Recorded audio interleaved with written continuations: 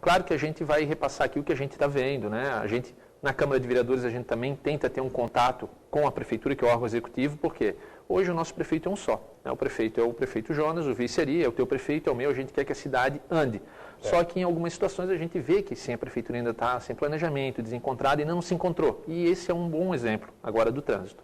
Eu vejo que com uma situação dessa, essa catástrofe que aconteceu com a ponte, automaticamente já deveria ter nos meios de comunicação, sites da própria Prefeitura, da Guarda de Trânsito, já alternativas, uma sinalização melhor de desvio, né, porque as pessoas ainda são acostumadas, elas estão no rumo todo dia no mesmo local. E a partir do momento que se tranca uma passagem dessa importante, como você falou, a ponte Arthur Schlesser, as pessoas começam a procurar alternativas, e ainda junto com a Beira-Rio interditada. Então a gente viu realmente esses últimos dias aí que a situação na área central está realmente muito conturbada, com algumas obras ainda em execução, buracos que abriram e tal. Então a gente vê que não só o transporte coletivo, que é um dos principais prejudicados, né, em função dos seus horários de atraso de escola, de médico, o próprio comércio, o condutor em si ele tem outras alternativas. Claro que o volume hoje diário médio na área central, na saída do Corpo de Bombeiro, lá onde está caindo todo o trânsito hoje, já era de 20 mil veículos em 2013 por dia. Então isso está aumentando demais. Toda a Arthur Schlesser, ou seja, desculpa, toda a prefeito Germano Scheffer está caindo lá, né? Então tem sim algumas medidas que eu espero que a Prefeitura... Uma via de duas pistas que ficam no fim e fica uma lá na frente. Né? Sim, e ainda a gente percebeu nesses primeiros dias, Rodrigo, o que acontece. Ainda os condutores estão indo pela faixa da esquerda da Arno Carlos Gracker e passando o Sesc, eles querem intercalar para a direita, para ganhar esse espaço também. A gente vê visivelmente agora o comportamento também de alguns condutores, né? Por isso que as campanhas educativas são fundamentais, devem continuar, né? A gente vê que o plano de mobilidade na nossa cidade está um pouco parado também, né? A Prefeitura tem só até ano que vem, em abril do ano que vem, para conseguir desempenhar esse plano de mobilidade, que a gente deixou ele bem esquematizado já, e não deu sequência nessa troca de prefeitos e tal, que se até ano que vem a Prefeitura não desenvolver esse plano de mobilidade, cidades acima de 20 mil habitantes não conseguem buscar recursos no Ministério da Cidade para a mobilidade, e tem recurso lá, só que tem que fazer o plano de mobilidade. Então a gente percebe essa deficiência, né? Mas em questão às alterações que podem ser feitas nesse momento, passando também por esse trecho, a gente percebe que, em primeiro lugar, tem que ter um diagnóstico confiável da ponte.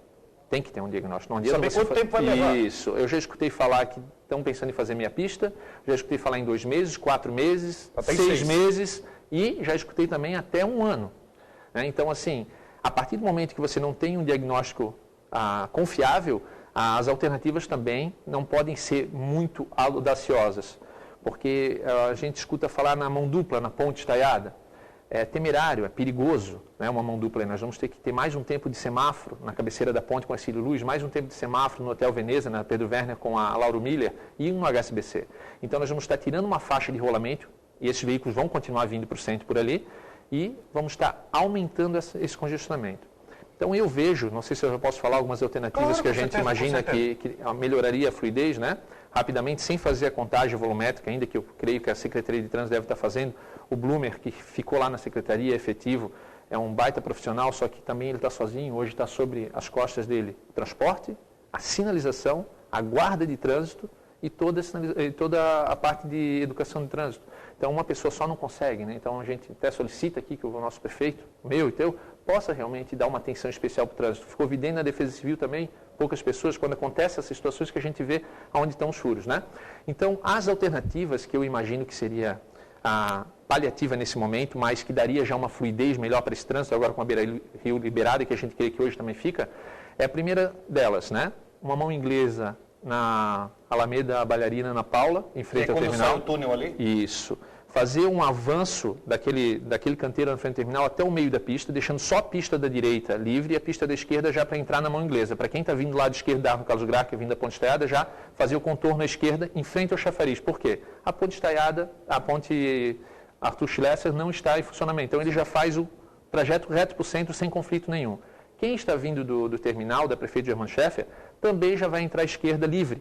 E com essa barreira sai a esquerda livre na Arno Carlos Gracker, já dá uma fluidez melhor. Só tem um conflito mínimo ali com o ônibus, quando chega, que não é o dia todo, que também já vai chegar na faixa da direita e cortar para a esquerda. Só fazendo um pequeno parênteses, quando você falou em ônibus, a Guarda de Trânsito chegou até fazer a Adriano Scheffer em mão dupla, que trancou e durou 2 horas sim. porque preocupado com o transporte coletivo, que só tem também, tem poucas alternativas. Sim, até porque... Tem que se pensar nisso, às vezes o motorista não pensa também que a autoridade de trânsito também tem que focar no transporte coletivo. Sim, antes no transporte coletivo, né? É o transporte de massa, né?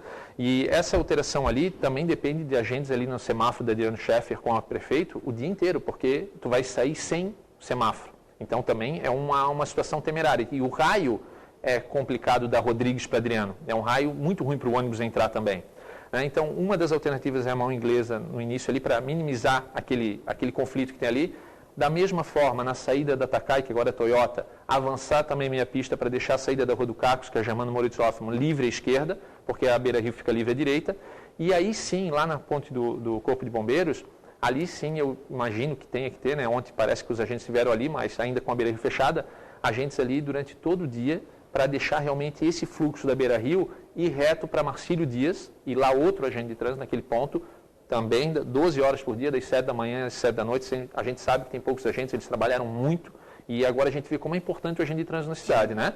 Então, nesse momento, eles também devem estar lá na Marcílio Dias com a Henrique Rosim. Para esse fluxo que vem da Beira Rio, para não trancar aqui na frente do Sesc, ele passar direto, ter preferência desses 2 locais onde não tem. Hoje, a preferência na rotatória não é dele, né? Geralmente ele para quem vem da Henrique Rosim, quem está fazendo o contorno da 7 de setembro, e na Marcílio Dias a mesma coisa. Só que aí o que acontece? Quando esse condutor cai na rodovia Antônio Raio com a descida do Monte Serra, ali também é uma saída, tipo uma confluência, um entroncamento, onde ele não tem uma visibilidade boa. Ali para e vem trancando essa fila até aqui no Sesc. Então ali... Feito cascata. Isso. Então ali nós teria que ser feito uma divisão de pista com obstáculos móveis, né, sinalização móvel, para também sair reto ali, para não se preocupar com quem está descendo o Monte Serra. Então ali nós teríamos, como já tem 2 pistas, uma pista saindo livre totalmente da Marcílio Dias e uma vindo da rodovia. Então essa fluidez só ia ter que parar para o pedestre atravessar, por exemplo. Então por isso que essas intervenções mínimas que eu falei agora já vão fazer uma diferença nessa circulação e acompanhar os próximos dias, né, com a Beira Rio em funcionamento. Outra situação, a questão da publicidade, né, para essas ações é muito importante. Isso está correndo nas redes sociais, para que o condutor, o motorista, né, ele já saiba também qual é o trajeto que ele vai fazer. E algumas ruas da cidade já vem sofrendo também um pouquinho com essa situação, né? Algumas ruas que o comércio central já vem, a gente vê reclamando em função desse fluxo. Você está tocando num assunto um ponto que eu acho importante. Emergencialmente, sem necessitar fazer alguma alteração, pintar a rua, a ação do agente de trânsito é muito importante para, pelo menos, de uma forma emergencial para conseguir dar esse andamento, né? Sim, é uma das funções do agente de trânsito, né? Fazer o trânsito fluir. E juntamente com essa função, a gente percebeu que eles também estavam onde? Na Rodrigues Alves e Otto Renault. Com a liberação da Beira Rio, aquele fluxo lá vai diminuir, vai voltar ao normal. Só que, não sei se arrebentou algum fio de sincronismo e tal, aquela sinaleira não está mais sincronizada. Rodrigues Alves com a Caixa Econômica, né? E também com a João Bauer. Aquela fluidez ali com o sincronismo ajuda demais, porque tem capacidade aqueles cruzamentos ali para o trânsito normal. Até um pouco a mais teria. Só que, como você falou, nossa cidade vem aumentando a frota, vem aumentando os veículos, né? Então tem que se pensar também, daqui a pouco até num sincronismo já via satélite, que era o que, no momento que a gente estava na prefeitura, a gente ia fazer, para evitar esse fio de sincronismo. Esse fio de sincronismo, qualquer ação da Celesc, de uma empresa telefônica, arrebenta, um acidente, você fica sem o sincronismo e aí demora 2, 3 dias para conseguir fazer isso de novo, porque tem que esticar fio, né? Então isso já está muito atrasado já na nossa cidade, tem que ser modernizado. Você estava falando sobre a questão de enchente, né? Da questão de obstrução. Eu discuti isso, até um telespectador me mandou uma mensagem sobre isso. Existe, não seria questão de tentar existir uma espécie de um plano de contingência, por exemplo, encheu aqui, automaticamente já muda o trânsito. Olha, encheu aqui a Beira Rio, que não é tão incomum assim, aqui na ponte já tem uma contingência. Encheu no túnel, já tem... Até eu me lembro uma época, até chegar a botar Adriano Scheffer em mão dupla. A questão da cidade ter uma espécie de um plano de contingências, assim, ó, encheu aqui, já automaticamente muda o trânsito para já ter um estudo para isso. A situação da ponte é uma situação atípica, né? É bom deixar claro. Porém, nós tínhamos... Por exemplo, o túnel está enchendo de água. Sim, nós tínhamos iniciado isso. Nós já tínhamos, não tínhamos publicado, mas nós já tínhamos isso internamente. A partir do momento que a Beira Rio enchia um pouco e entrava água no túnel, o primeiro caminho era Adriano Scheffer. certo? Mão dupla ali. A partir do momento que entrava água na Takai, já não era mais Adriano Scheffer, nós já desviávamos antes da ponte estaiada, para esse condutor nem chegar até ali, só vem realmente o trânsito local. E, claro que isso é interessante você ter, porque a população já fica acostumada com essas situações. E no início, né, do governo, o que me assustou muito também, foi alguém falar, nós vamos vir ao centro novamente, como que era e tal. É algo que tem que ser muito estudado, né? É algo que hoje não tem mais capacidade, Rodrigo, né? Quando foi feito aquelas alterações lá em 2010 ainda, nós já tínhamos um volume, né, de veículos muito grande. Hoje o semáforo mais nervoso da cidade com maior volume é do HSBC. Né? E a gente teve a situação até que teve um tal descontentamento, e hoje reflete isso, aquela alteração da mão dupla da Getúlio Vargas. Horrível, horrível, muito ruim. Sem contagem, na época até foi solicitado na Câmara de Vereadores um pedido de informação, até isso naquele momento foi negado, né? Porque não tinha contagem, não tinha alternativa, não tinha estudo, foi feito sem estudo, e está lá ainda, né?